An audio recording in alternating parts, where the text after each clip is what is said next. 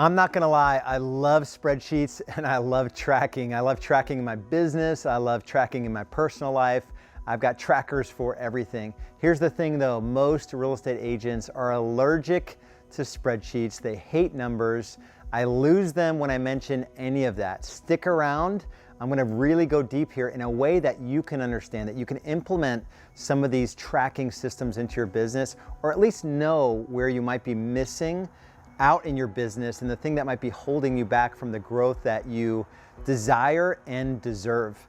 And stick around as well. I'm gonna give you access to a free 15-minute training where I'm gonna go super deep on the drivers and accelerators that you need in the business to be able to scale your business without scaling your hours. If you like the video, give me the thumbs up and subscribe to the channel and turn notifications on and leave feedback, leave comments so we can interact with each other.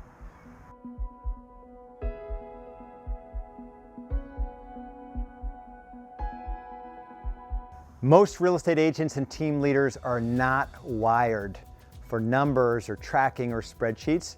Here's the thing, if you want to scale your business predictably, you have to embrace tracking. So in today's video, I want to go just category by category, the things you have to pay attention to in the business and the things that you must track. The first area of tracking, and it's critically important, is marketing and lead generation. You know, this is an industry we're heavily marketed to. You know, the Zillows, the Realtor.com, the new lead gen platform that's going to do great things. Just give me $5,000 up front and $3,000 a month and I'll generate all the seller leads you could possibly have, right? It doesn't work out that way. Those companies prey on the fact that as real estate agents, as a whole, as an industry, we don't track anything. Right? We're high I personalities, we're extroverts, right? We want to believe that what you're saying is true. We want to be friends with you, Mr. Company that's marketing to me. Unless you're tracking, you know, the lead you generate, how much money it costs, how much it costs to set an appointment with that lead source, which indicates the quality of that lead, how much it costs to get to a face-to-face, a MET, and how much it costs to actually sign a new client, and how much it costs to close that transaction. You know, if I didn't have tracking in my business, I started on radio when I was the only one on radio in my market. It was roughly, I think it was like $300 to $400 it would cost me to get to the front door of a listing consultation. Meaning, you know, a lead was generated, an appointment was set, and I physically met that person. So not accounting for whether I took the listing or not. So if I could arrive at your front door for $400 and I was the listing agent, so I didn't have a cost of sale to pay another agent at the time, those are good numbers. It's gone up to like 6 to 7 times that cost. You know, there are some months where we're like $2,500 to get to the front door or to have a virtual consultation or to have a potential seller client come into the office.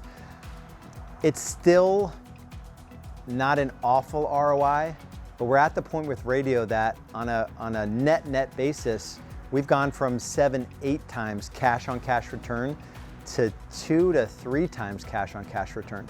So we've had times where we've had to scale back radio because we know there are other lead sources like our database, like yard marketing, like our expired and FSBO program, right? We know those are working better, like our social proof. We have 1,300 5-star reviews online that are generating business for us with no cost and a little bit of effort, right? So if you're not tracking your marketing, you're not gonna scale your business. I hate to say it that simply, but it's true.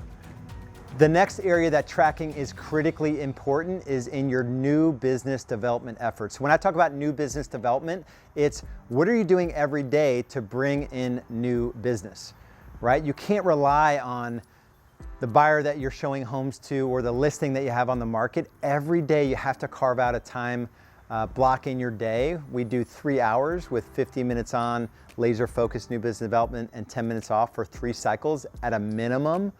You know, if you're not doing new business development in a time block fashion and you're not tracking your meaningful contacts, right? A meaningful contact is a meaningful conversation with a decision-making adult about real estate. You have to have tracking around your contacts, the amount of appointments you set, the amount of appointments you meet, sign, you know, executed contracts and closings, and nurtures you add to your database, right? You have to track those efforts. Because if you're at the point where you're the only one doing it, it's this evolution of I do it, we do it, and they do it. The shift from agent to owner is only as complicated as like, I've got to do the thing first. So if you're not willing to hold yourself accountable to tracking your new business development efforts, you'll never have a chance to be in, shoulder to shoulder with agents that are going to trust you to come into your world where now we do it. Get a few more agents, dial in your systems, get them to really understand the culture and the importance of tracking around new business development, and then you can step out and they do it, right? Most of us don't want to do any new business development, but we can never get out of it if we're not willing to track our efforts. The next area where tracking is important is in client success, in your client care. So when you sign a new buyer or you sign a new seller, what's the process to take them from excited to work with you because they were just sold, quote unquote, right? You sold them, you promised them a set of services, and how do they go from, new client to looking for homes or getting on the market as an active listing to going under contract, the contract to close? How do you get them to the finish line in a systematic way where they have great things to say about you? So there's a few things you want to track here. We track something called Net Promoter Score. It's a simple question. Based on your experience with high performance real estate advisors, how likely are you to refer our services to a friend, a colleague, or a family member? Very simple question. It's 1 through 10. And there's a calculation of those that are like raving fans versus promoters versus detractors. So detractors are like give you 1 through 6 and promoters give you 9 or 10. It's the 9 and 10s, the number of them minus, and it's in a percentage. It's a weird calculation. The point is you have to track, how your clients feel about working with you. Another thing we track is how many of our clients give us a review online, a 5-star review, out of the number of closings that we have. It's an important metric, right? The virtuous cycle that we created in our business around marketing is only going to work if we can generate new business from the amazing experience we just gave an existing client. So that's another thing we track in client care. The last thing we track in client care is how many of our clients, before they leave the closing table, gave us a high quality referral. That's something that we just started a few years ago where we didn't used to track that at all. Once we started tracking it and we started focusing on client care as a system, we went from less than 5%, so less than 1 out of 20 buyer and seller clients at the closing table, they're leaving. 1 out of 20 of those clients had already given us a referral. We went from 5% to 40%. So 1 out of 20 to 4 out of 10. That is amazing, right? It seems like it wouldn't be that low. If you're not tracking it, I promise you it's in the 5, maybe 10% range because you haven't built out the systems, you haven't built out the client experience, and you're not tracking Net Promoter Score. You're not tracking whether or not they leave you a social proof, a testimonial. You're not tracking the fact that they gave you a referral or not before they left closing. So that's the critical area here in terms of tracking that most agents and most teams don't think about. How do you track when it comes to the service you provide your clients? The last area that you must track in is the area of your finances. And not only your finances, but the key performance indicators in your business. These are lagging indicators and leading indicators. Leading indicators are the activities that you track that lead up to getting someone under contract or to a closing or money in the bank or your profitability in a certain month. So contacts, set, met, signed, all those things in new business development, those are leading indicators, right? How many listings do we have active on the market? That's a leading indicator. How many price improvements did we have last week? Those are leading indicators. The lagging indicators are cash in the bank, volume closed, GCI closed, real revenue or gross margin closed. Your P&L, right? The different categories, the economic model that you're following, gross margin, the amounts you're paying for marketing or administrative staff or overhead, all of that, those are lagging indicators. So you have to become the CFO in your business. That reminds me of a story of a guy that was on my team, Dan Jones.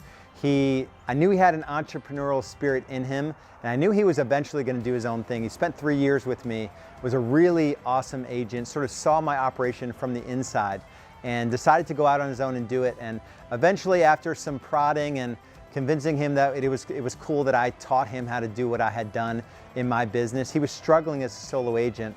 Not that he wasn't selling a lot of homes, but he was just working way too many hours and honestly letting down his wife Nadia at the time. They didn't have Charlotte, their daughter, yet, but he knew he had to build the business out in a certain way so that he had the leverage to be able to do it.